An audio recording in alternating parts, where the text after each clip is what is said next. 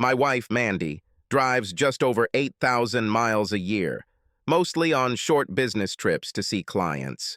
Our detached villa in Surrey is close to the hellish M25 motorway that loops around London. It's a good place to live, but even a short drive along the M25 can take a long time. Mandy's method of beating traffic jams on the M25 is snacks and soft drinks while she listens to bubblegum radio. It helps that she loves her bright orange Volkswagen Beetle convertible. This is a completely new version of Volkswagen, with a powerful 2-liter engine, a modern audio system, a black soft top, and black leather seats. Most people agree that it's a great little car, but that hasn't stopped her from cluttering the inside with candy bar wrappers, empty drink containers, and other odds and ends. I find it funny that she drives a car designed to have a top speed of over 120 miles and spends most of her time either standing still or crawling along some of the UK's most congested roads. Mandy's first car as a university student was an old Volkswagen Beetle, and she told me she had fond memories of that car. This was before she met me, and in those days she lived at home with her parents. I didn't ask her, but most likely her pleasant memories are associated with sex in the cramped space of a bug. When Volkswagen reinvented the Beetle a few years ago, she kept talking about how much she would love to have one. I took the hint and bought the top-of-the-range convertible she wanted for her 50th birthday. Also bought a personal registration number that she was supposed to have. It was an absurd amount of money for a license plate with her initials and the letters "Bug" on it. The car became known as the Baby Bug, but despite her affection for the car, Mandy didn't bother checking the tire pressure and fluid levels in the Baby Bug, so I did it regularly. Some people don't mind driving around in a car full of junk, but I can't stand a dirty car, so I also cleaned out empty cardboard boxes, paper cups, food wrappers, and other trash. There was nothing special about it, and I never mentioned it. Mandy never thanked me, probably because she didn't even notice, but I didn't mind because I always found enough change in the trash to buy a couple of beers at our local pub at the end of the day. It's not surprising that Mandy was a little careless with her change, considering we both make good money and have a comfortable standard of living. Mandy is a business consultant who helps a variety of companies develop strategies for developing and growing their businesses. I am a freelance project manager specializing in change management projects. Everyone calls me Terry. My real name is Dave, not Terrence, but even my wife calls me Terry. Why? This is short for Terminator. Change projects almost always result in some poor bastards quitting, and it's my job to do the dirty work. Mandy and I met at university where we were both studying business administration. We got along so well that before we got married, we set up our own limited company, Alpha Business Consultants Limited. Although we were young and relatively naive, we received some useful advice and financial support from my father, a respected commercial lawyer. Unfortunately, my father is no longer with us. He died of illness a few years ago. When we started the company, he agreed to become a director, and it was his active involvement that gave us the seriousness we needed to come to the negotiating table with potential clients.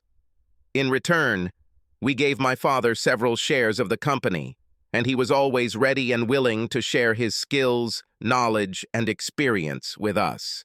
In the early years, Mandy and I worked hard to build the business for our company, ABC, by building a client base that needed consulting support for strategic business planning.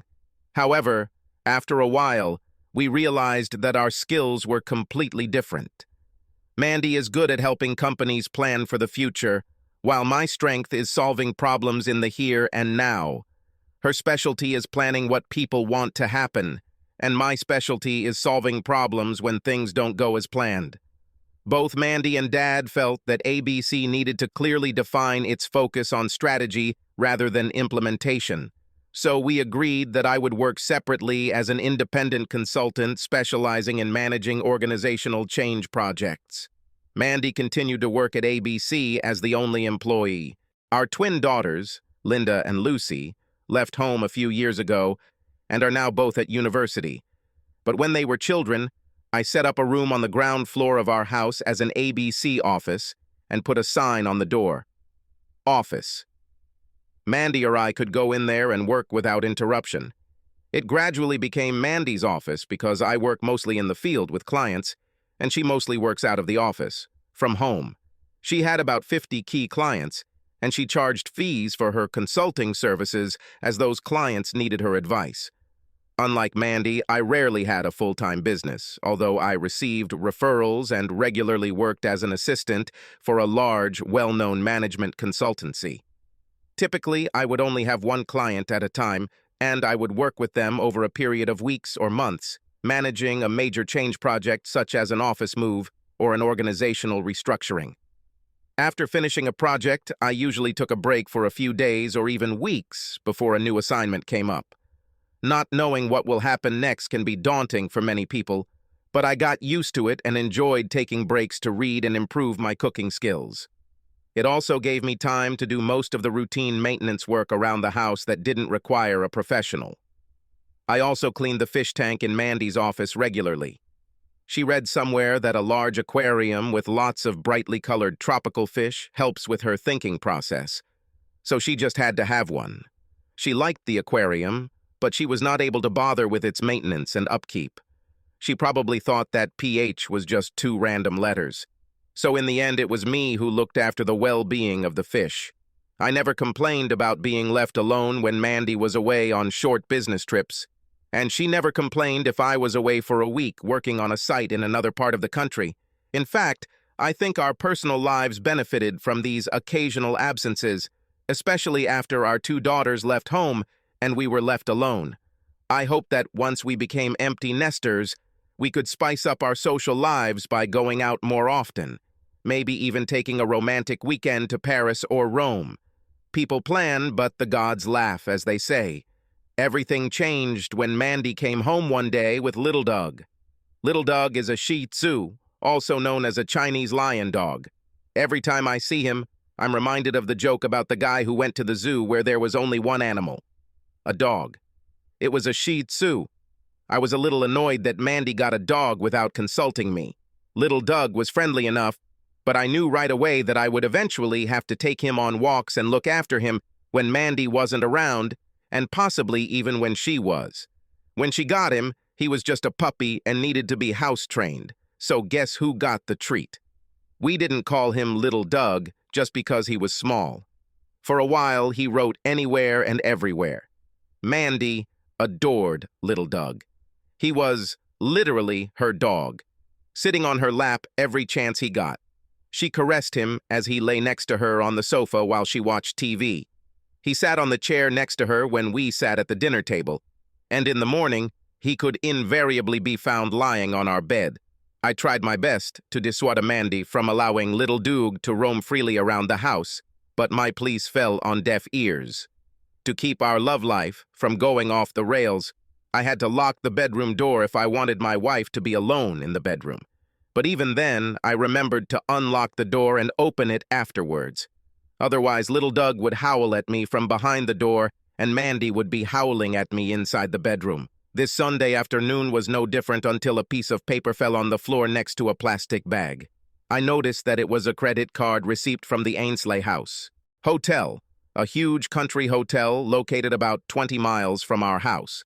Like many large rural hotels, it has a reputable restaurant, but the main income comes from the spa and conference center, where seminars, wedding receptions, business dinners, and other events are held. There were no details about the purchase, but the amount was what you would expect for lunch or dinner for 2 or 3 people. I assumed that Mandy was treating clients, so I decided it would be better not to throw away the check in case she needed it, and I stuck it in my wallet to give later. I put all the snack wrappers and other debris in a plastic bag, tied it up and threw it in the trash, then took the little bug to the local garage to get gas and check the tires and fluid levels. The next day, Mandy was leaving on a business trip north and would not return for several days. I was between assignments and had a lot of free time. I was hoping to take her to lunch at the Fox and Hounds pub, but she said she was too busy preparing for her trip. I was disappointed by this because Sunday has always been a family day for us. Our daughters continued this tradition by calling us on Sundays, so I was not surprised when I returned from the garage to find Mandy in the living room with her feet up, clearly engaged in a long phone conversation with Lucy. After listening to the end of Mandy's conversation, I realized that Lucy was having another crisis in her personal life. Linda is the calm and quiet daughter, while Lucy is the drama queen. When their sleepovers with guys got serious, I tried to stay calm while still showing them that I cared about what was going on in their lives. They know that we are both there for them if they need help or advice, but if they want to gossip or cry, their mother is usually first on the list. What I did get was that Mandy was telling Lucy to forget it, to get back to everyday life, that there were lots of fish left in the sea, and that she should try before you buy. I don't know what happened, so I didn't know what advice I would give Lucy. I think the Latin motto festina lente is generally a good approach to problem solving. Hurry up slowly. Give yourself time to think and then decide what you want to do. No matter what happens, Lucy herself must decide what to do next. I didn't want to do my part and make her even more confused. So I just asked Mandy to say hi for me and went into the kitchen to prepare Sunday lunch. Our standard Sunday meal was roast beef and Yorkshire puddings with chips, and I found it therapeutic to put it all together, especially when I had a decent bottle of claret to go with it all. At dinner, Mandy was in no mood for conversation, although she did fill me in on her phone conversations with Linda and Lucy. Linda is in a steady relationship with a nice guy, and she was going through a good period in her studies, getting good grades on her last assignments. Things weren't going so well for Lucy, and her boyfriend dumped her after he noticed her kissing someone else. I expressed the opinion that Lucy's boyfriend might forget her kiss with someone else if he was given time to change his mind, but I doubted that there would be any way back if Lucy decided to try possible replacements in the meantime. Mandy had a very different view, and seemed to think that Lucy should just forget about the relationship and look for somewhere else to have fun. After dinner, I took little Doug for an evening walk, and after making sure the little black plastic bag containing his poop was tightly sealed, I threw it in the trash can outside. Later, I sat in the living room for a while, watching TV, while Mandy went into her office with little Doug to finish preparing a presentation for her client. I loaded the dishwasher and went to bed, where I tossed and turned for a while before falling into a restless sleep. I was vaguely aware that Mandy had gone to bed much later, but when I woke up in the morning, she was already up. Instead of my beloved wife, I found myself face to face with little Doug, blowing his stinking dog breath right in my face. There's nothing like a Shih Tzu's morning breath to get you out of bed in half the time. I quickly got dressed and took little Doug to his morning toilet before joining Mandy in the kitchen. Neither of us like mornings, and Mandy always needed a couple of cups of espresso before she could start her day. We chatted briefly about the weather while we waited for the stop-start rush hour traffic on the M25 to end. Then she kissed me on the cheek, petted little Doug affectionately, got into the little bug, and went on her way. It wasn't until she left that I remembered the receipt in my wallet and decided to leave it on the desk in her office. It was at this point that I noticed that the check was cleared at 10:18 a.m. Most likely, this is payment for an overnight stay. But this did not make sense. Maybe she had some kind of business event and didn't want to go home.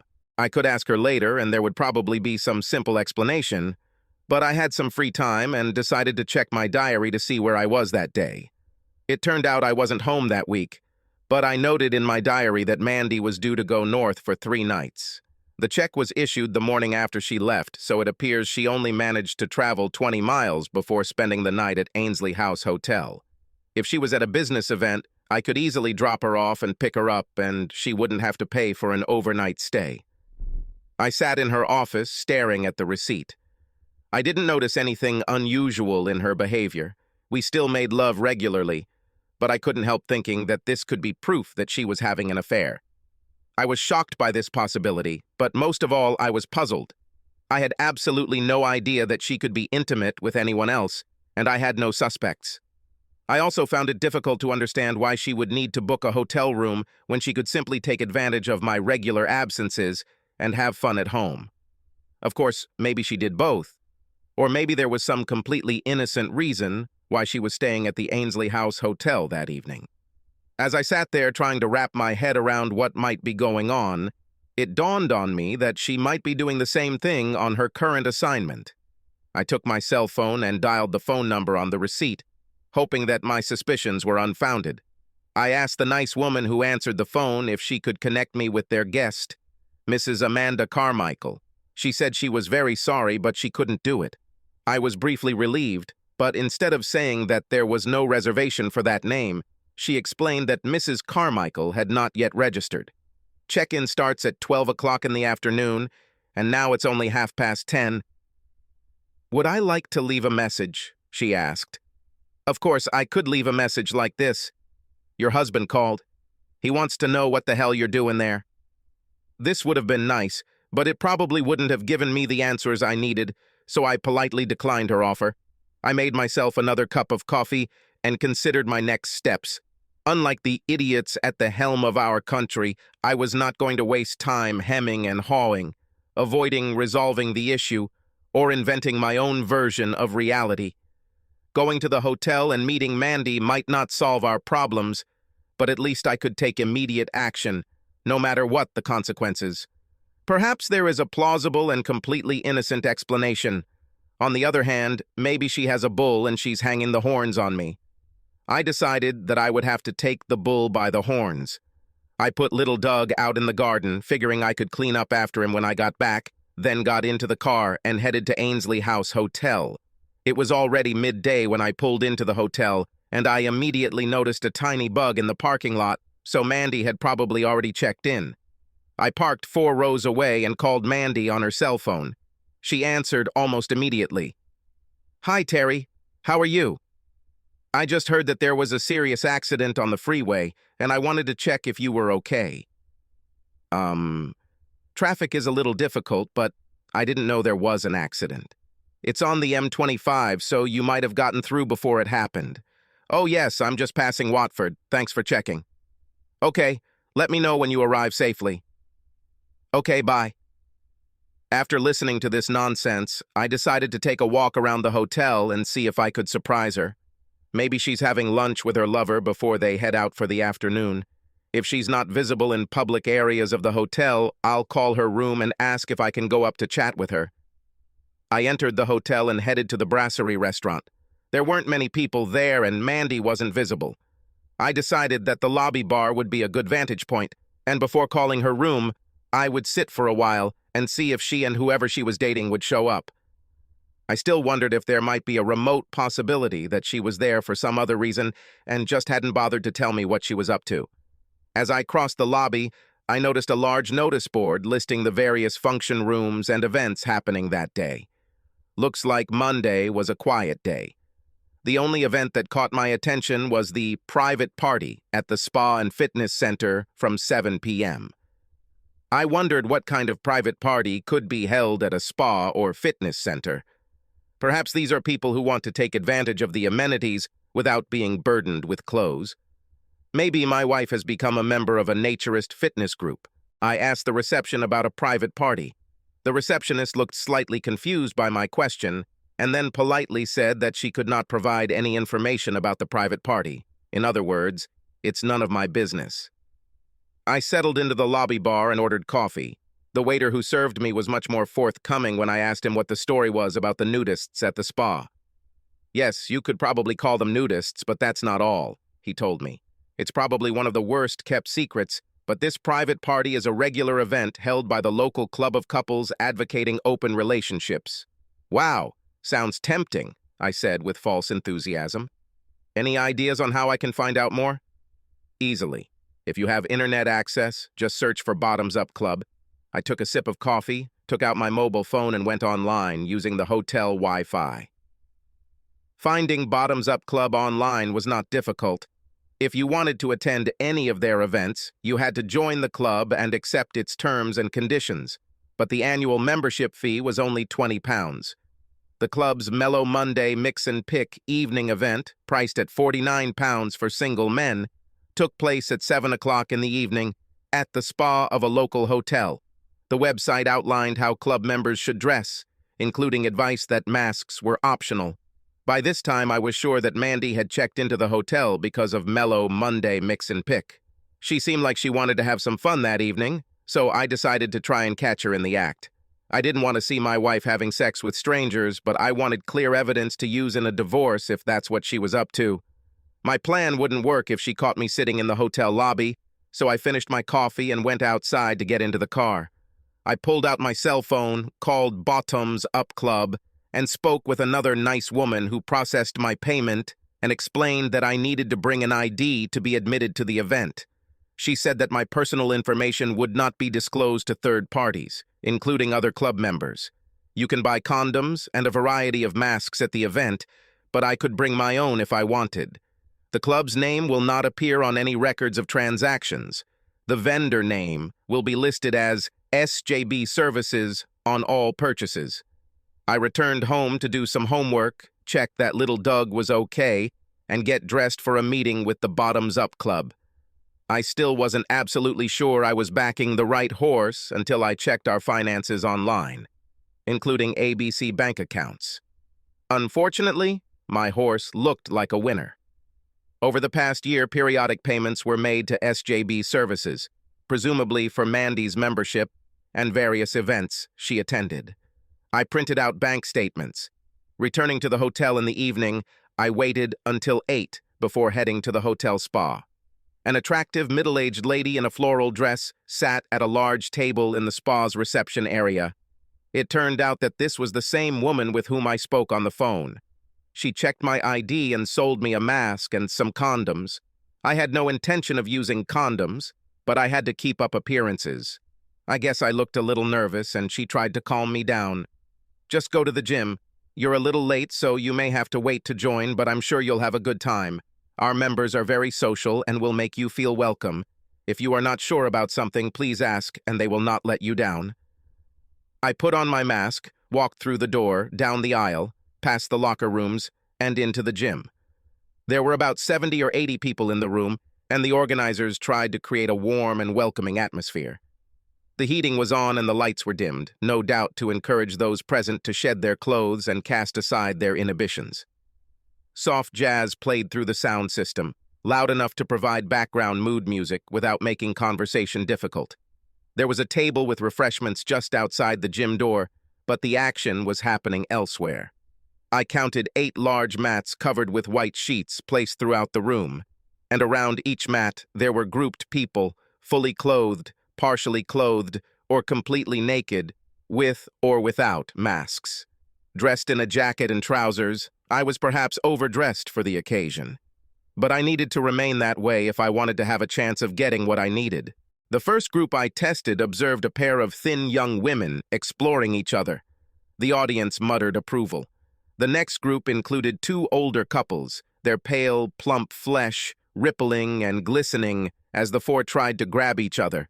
It struck me as nothing more or less than a strange, nightmarish vision of a sumo fight going very badly. In the third group, I found my wife, naked and sweaty on a rug against the far wall, in the company of 2 young Asian guys. She wasn't wearing a mask, but even if she had been, I would have recognized her. Mandy has a small turtle tattoo just above her left ankle. Another 8 or 9 spectators watched and occasionally commented or encouraged the 3 participants. Fully dressed and wearing a mask, I had no intention of saying anything that would give away my presence to her, so there was no chance that she would become aware of my presence. I concentrated on secretly recording what was happening on the video camera of my mobile phone, which I stuck out from the cuff of my jacket into the palm of my right hand. I signed a confidentiality agreement to get in, but I wasn't going to let that stop me from getting the evidence. Mandy's face will be clearly visible, and I can blur out the faces of third parties later in the video.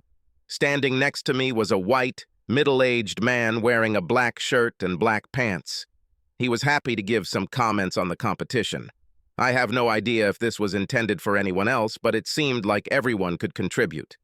"It breaks like a house door in a Force 9 storm," he said, stating the obvious to no one in particular.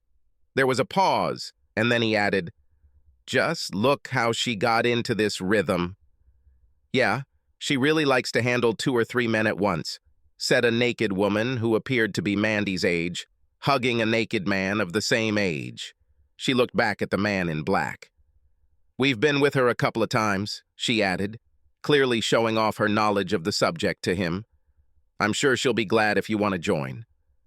"Sounds tempting," replied the male commentator.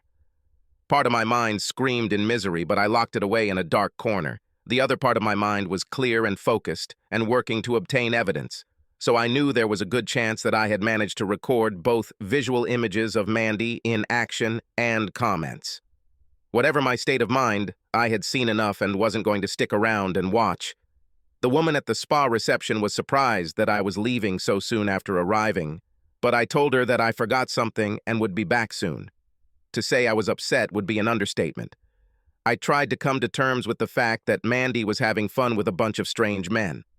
Our special relationship was completely devalued and, as a result, worthless. I was in shock, but after leaving the hotel, I began to experience physical and mental reactions to what I had just seen and heard. Nausea and an empty feeling filled my stomach, and I felt bile pooling in my mouth, almost like food poisoning. At the same time, I experienced an overwhelming feeling of sadness, so deep that I had to sit in the car for some time before I could drive home. Slowly, my mind began to build a barrier around resentment, sadness, and grief. It wasn't any easier for me, simply because I knew all about the process of managing change under adverse circumstances. I wasn't going to waste my time in denial. She had sex with others. After all, I saw it with my own eyes. Of course, I was angry, but I accepted the inevitability of change, and I needed to respond to it, make adjustments as a result, and control the process of change to the extent possible. Grief and anger would be close companions for some time, but I decided that I would take action now. I wanted to be ahead, not stuck in a rut, trying to understand cause and effect. By the time I returned home, I already had an idea of how I could take action, control the inevitable changes, and work towards the results I wanted, not those that were imposed on me. I waited and saw if I would feel the same in the morning. Festina lente. Meanwhile, I took little Doug out for a short walk so he could do his business, and then tried to dull the pain with a couple of sips of Glenfarclas. I didn't sleep well and felt like crap the next morning, but little Doug and I were going on a trip. I've always thought of Cornwall as England's toe. It is as far southwest as you can get and faces the open Atlantic Ocean. Today, much of Cornwall is practically a retirement home for wealthy retirees from London who have bought up all the small cottages that were once the homes of Cornish fishermen. The hard-working fishermen were replaced by the silver-haired and wrinkled Mr. and Mrs. Beach. Many of these seniors have pet dogs to keep them company and provide an added incentive to stay healthy by going for a walk every day. I thought about taking little Doug to Belgium, but he didn't have an electronic chip installed and he doesn't have a pet passport, so that's not possible. It's probably a good thing he doesn't have a chip implant because he could be tracked. In any case, Cornwall was further from Surrey than Brussels. The drive to Newquay took over 5 hours, with a short stop along the way to allow little Doug to stretch his legs and relieve himself of the load I had packed and thrown away. The sweet lady at the animal shelter happily took him from my arms when I told her that I had found him wandering the streets of Newquay, without a collar or any other sign of who might be his owner. She immediately recognized little Doug as a Shih Tzu, and I tried to tell her my joke about the zoo, but she didn't get it. She assured me that the dog would easily find a home, even if her owners could not be found, since she was exactly the kind of small dog that older people were looking for. For my part, I was glad that little Doug didn't whine when I left. He just looked a little puzzled.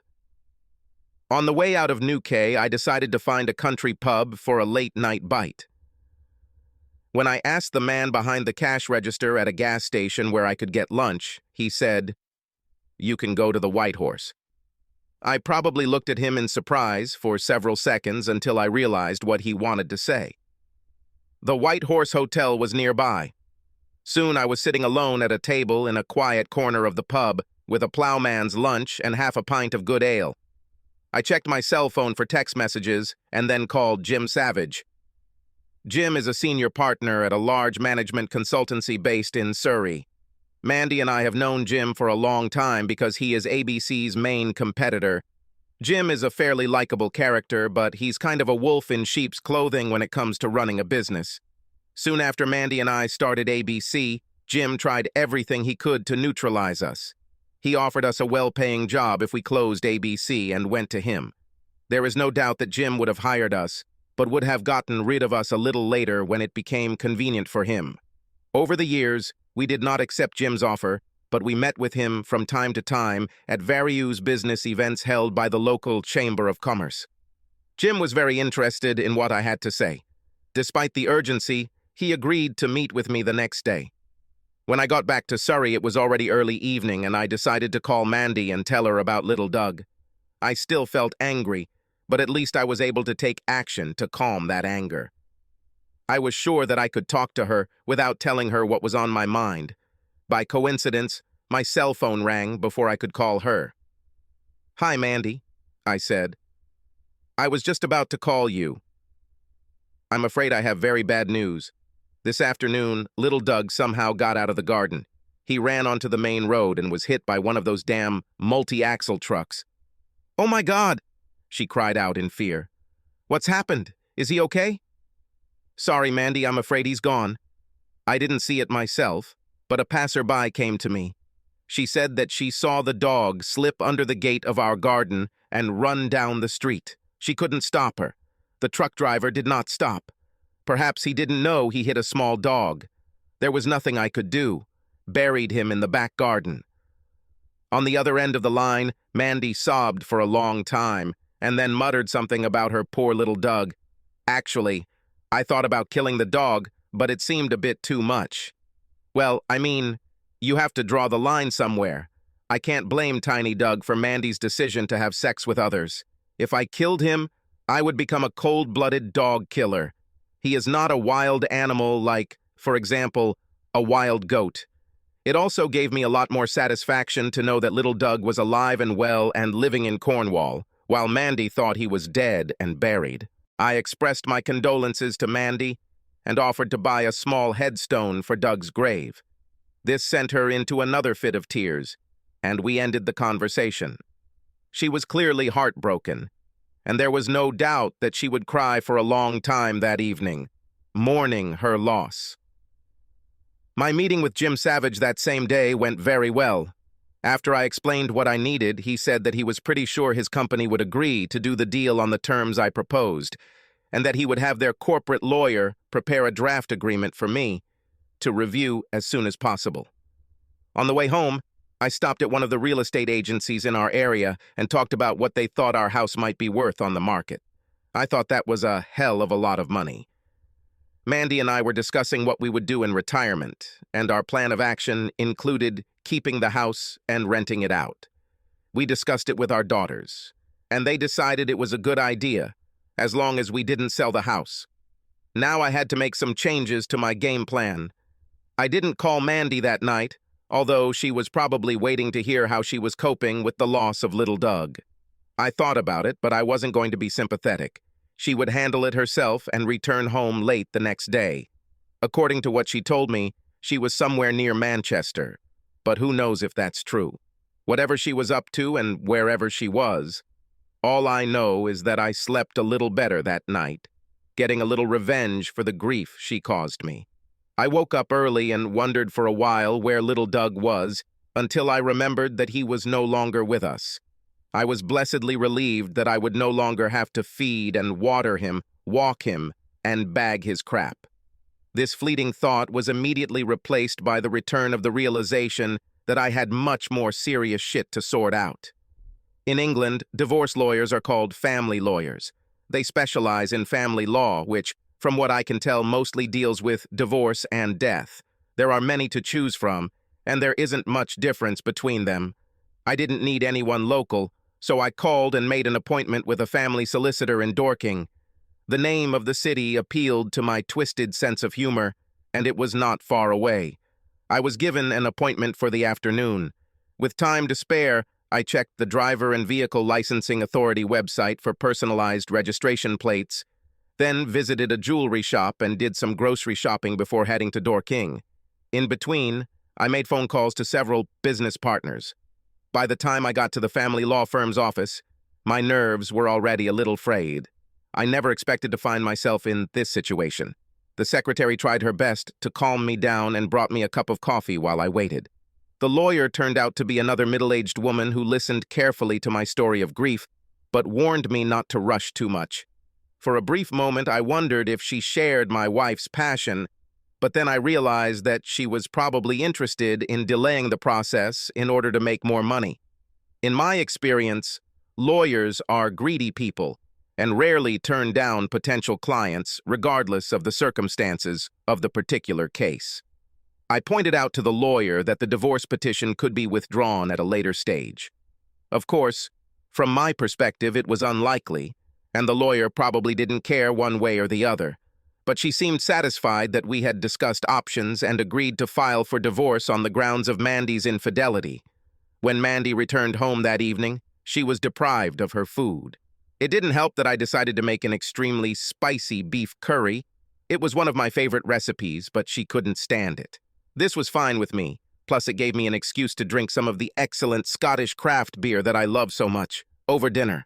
I told her about the new contract I had managed to secure while she was away.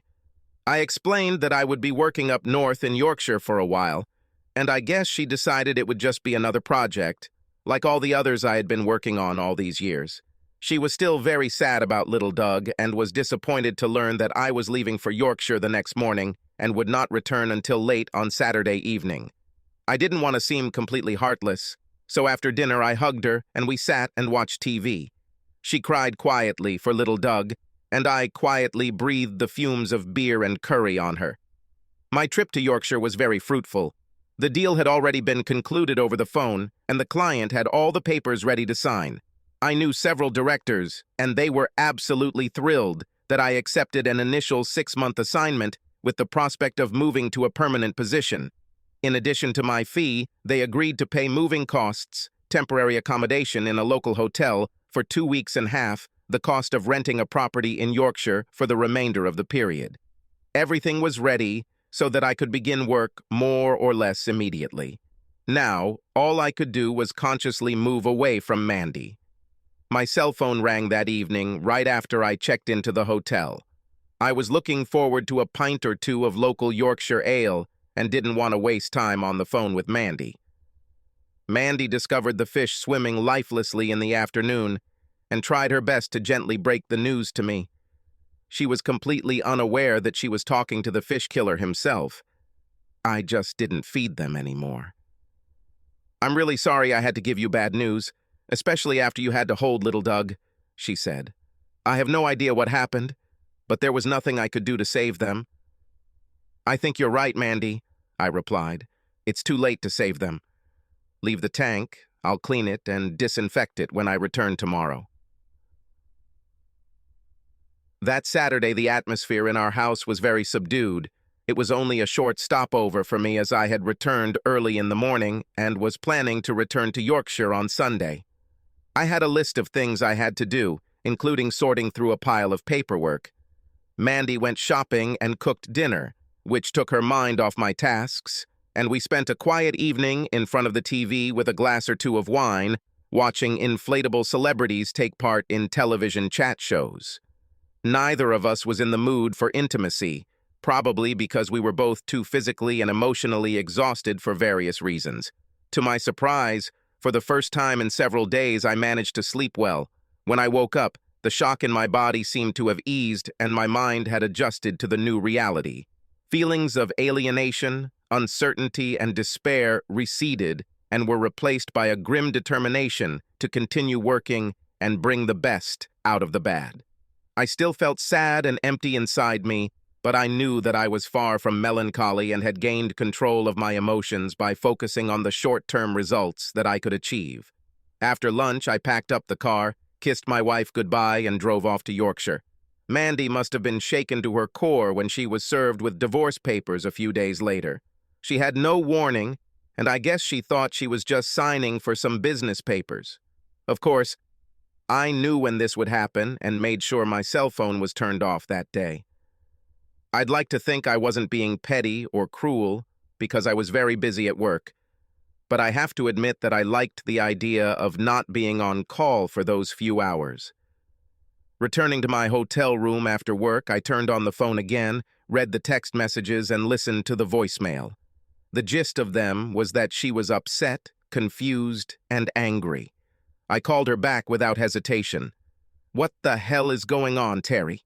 she asked, getting straight to the point. "That's exactly the question I asked myself, Mandy," I replied. "But that was a week or so ago."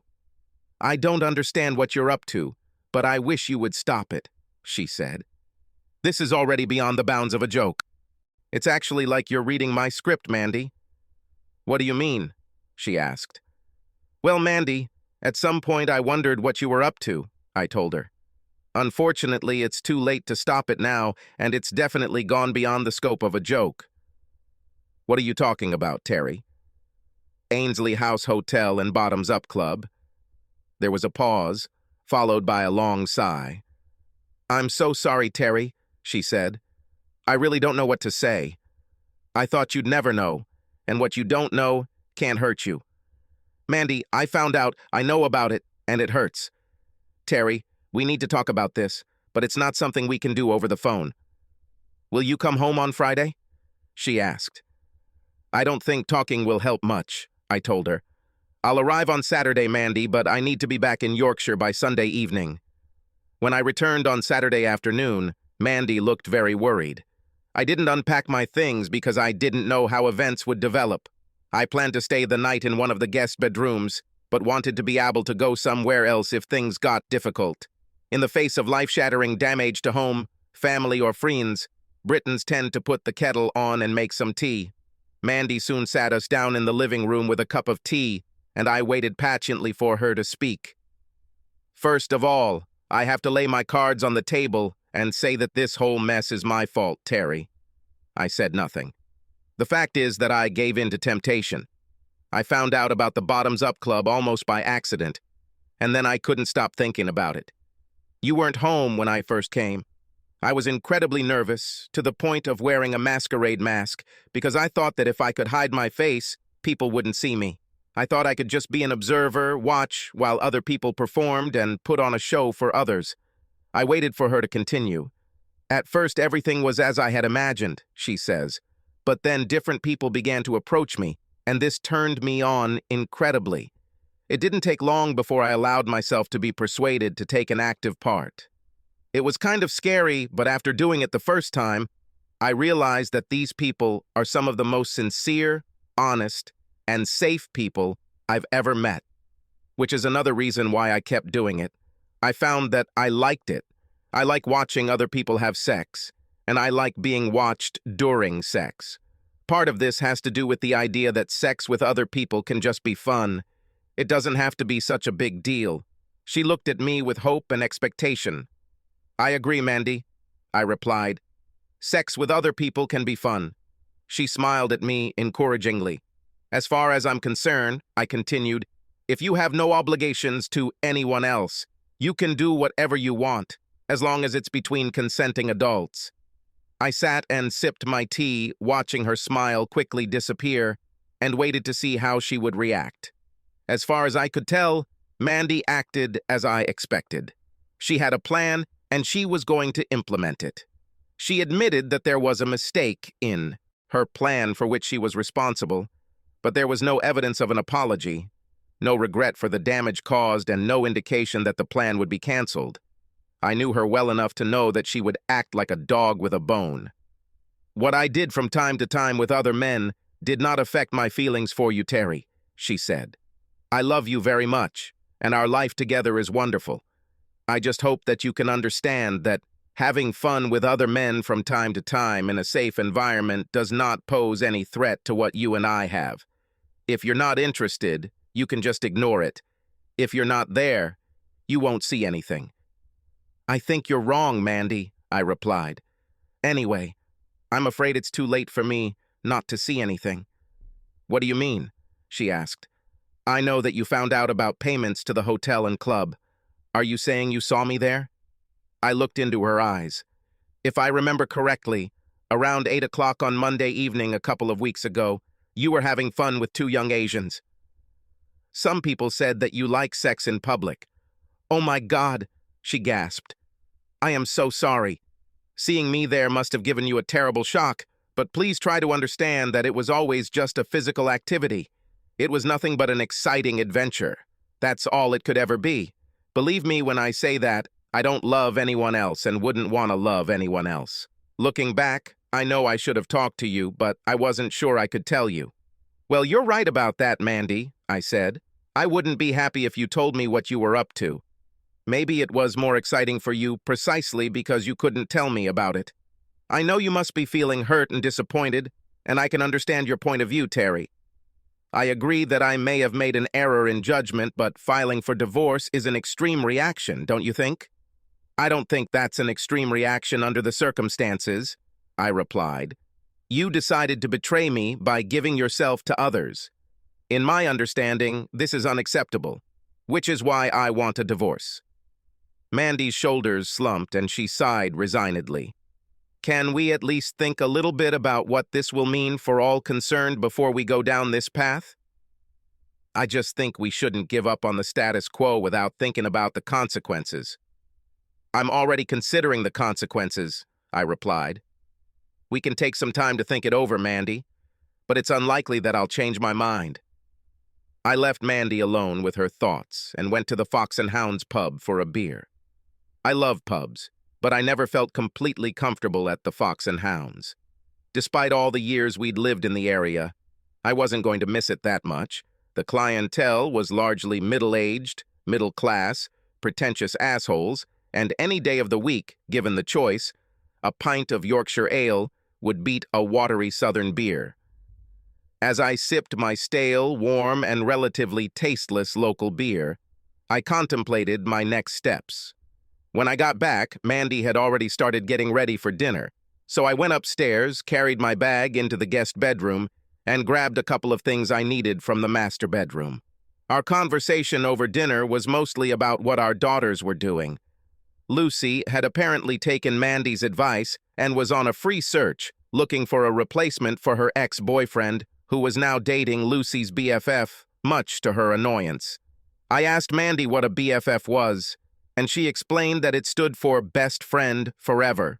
It seemed unlikely to me that this girl would have this status for a long time. I've always considered Mandy my best friend. She knew that my attitude towards her was now comparatively cold, but I don't think she realized how much things had changed, perhaps because I was not rude or impolite. She seemed to be under the impression that our conversation that afternoon had led to some kind of ceasefire agreement. I wasn't going to dissuade her of this. On Sunday morning, I got up early, made myself some toast and coffee, packed my things, jumped the bug, and headed off to Yorkshire. I thoroughly checked and cleared the car of everything that belonged to Mandy, including several business files that I found lying in the back seat. I had already passed Watford when my mobile phone rang. "Where are you?" Mandy asked. "Did you happen to take the baby beetle to the garage?" "No," I answered. "I picked up the little beetle and am heading back to Yorkshire." "I don't understand.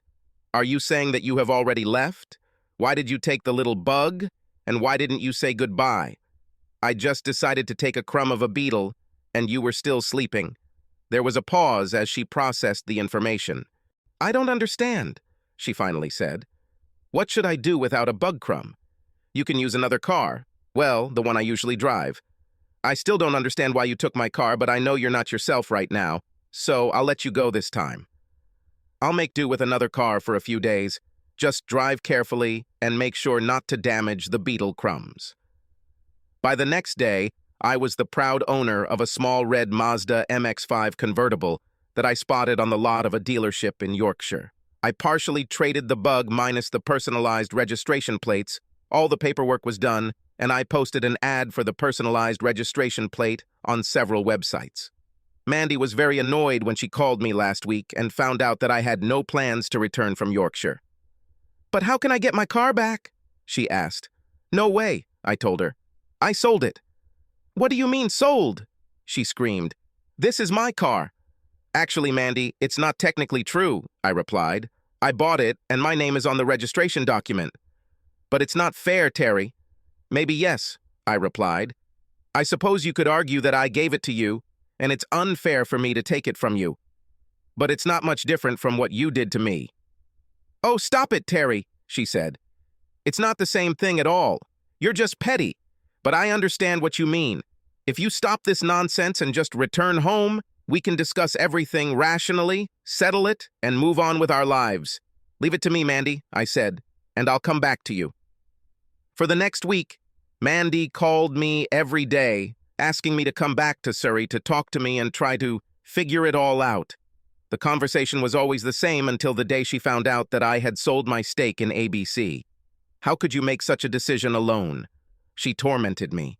"Why didn't you talk to me about this? I am the second shareholder of our company, so you should ask me before doing such crazy things." "Reasonable questions," I answered calmly. "I know that you are the second shareholder of ABC, and I know that my actions will seriously affect you. Believe me, Mandy, I completely understand that you are angry and upset that I made a decision unilaterally without consulting you. I am quite sure that you would not approve of my intentions, but in fact I did not need to ask you about the sale of my shares in ABC.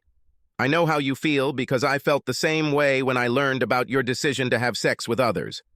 I'm sorry you're upset, but no matter how you feel, the decision cannot be undone. You'll just have to accept what happened and adapt to any changes that happen as a result." "You're a bastard, Terry," she growled. The next time I called, a few days later, she was screaming and yelling at me, choking with rage, so much so that it was difficult to understand what exactly she was saying. When we started the company, we each had the same number of shares. She didn't realize that I had inherited my father's shares, which increased my share to 51%.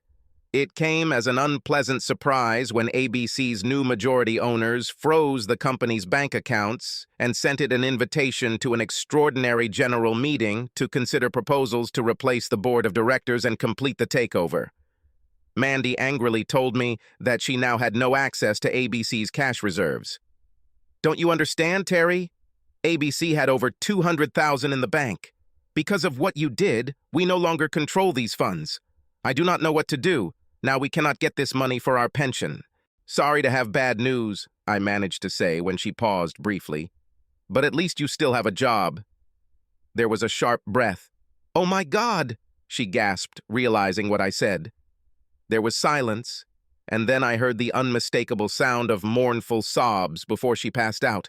I think Mandy eventually realized that the deal I made with Jim Savage took ABC's finances and other resources into account. She didn't know that in exchange for 51% of the shares, I received twice the average annual turnover of the last 5 financial years, plus the equivalent of cash reserves. Another part of the deal was that Jim offered to retain Mandy as general consultant for at least 2 more years at a benchmark annual salary and additional performance-based benefits. Jim wasn't a sucker. I just knew keeping her as the face of ABC would be a good thing. During the divorce proceedings, our house was sold. Buying and selling houses in England is not easy. Bids are often contingent on other deals being made in a chain, where the bidder is counting on someone else to buy his property before he can buy yours. Not only that, but the best offers may be outbid at the last minute by someone offering more money after the official closing date. This is exactly what happened to our house. The best offer on the closing date was conditional on other transactions in the chain that would eventually result in us receiving money. However, the day after the closing date, the real estate agent received a slightly better offer, without chain or other encumbrances. I was very pleased when we decided to accept the unconditional offer, and I think Mandy was relieved that the deal went through. By this point, she had completely accepted the fact that we were going our separate ways. The deed transferring ownership of the home identified the new owners as Max Payne Associates. I made sure that the identity of the person behind Max Payne Associates was not revealed. I decided that this was a good investment. The house was in a prime location and could easily be rented out to create an additional source of income for a change management consultant living and working in Yorkshire. I haven't spoken to Mandy for quite some time, but she recently called me and asked if I had seen her wedding dress.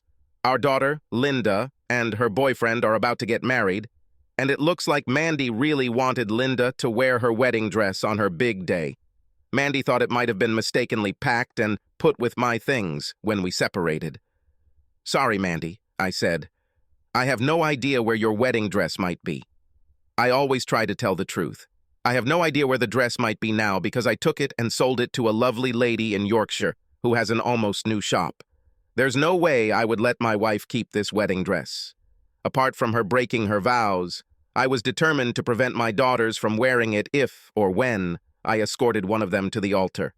Lucy called me a few days later. "Mom is furious, Dad," she exclaimed melodramatically.